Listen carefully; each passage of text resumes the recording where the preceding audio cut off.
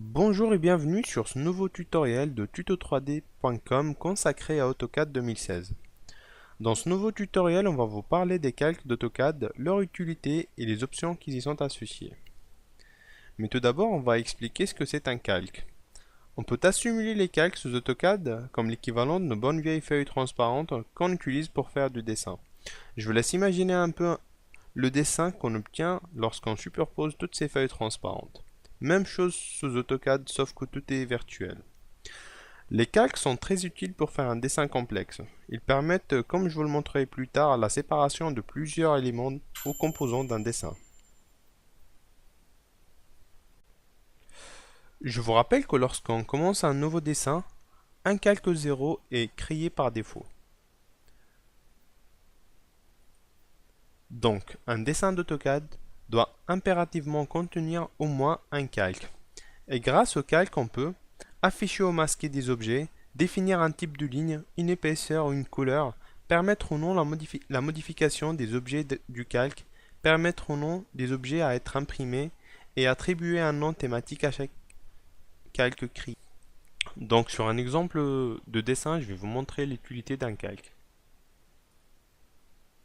Voilà mon dessin, propriété du calque, et on voit qu'on a une multitude de calques rien que pour ce dessin, qu'on peut le caractériser de simple, rien de complexe. Propriété du calque, on a attribué un nom à chaque calque. On peut voir aussi s'il est actif ou pas. On peut le verrouiller pour plus le modifier.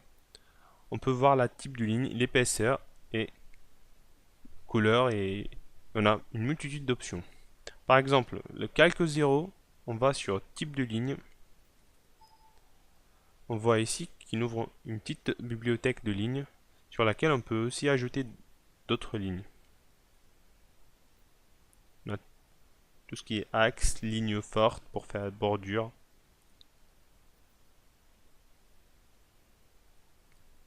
Normalement, dans cette bibliothèque, on a tout ce qu'il nous faut pour faire un dessin aux normes.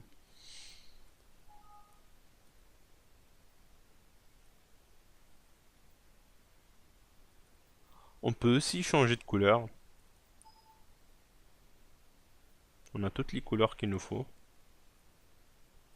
Le verrouiller ou pas.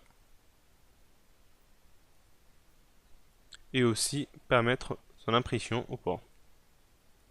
Si on peut l'imprimer ou pas. On remarque ici qu'on a 3 calques qui ne sont pas actifs.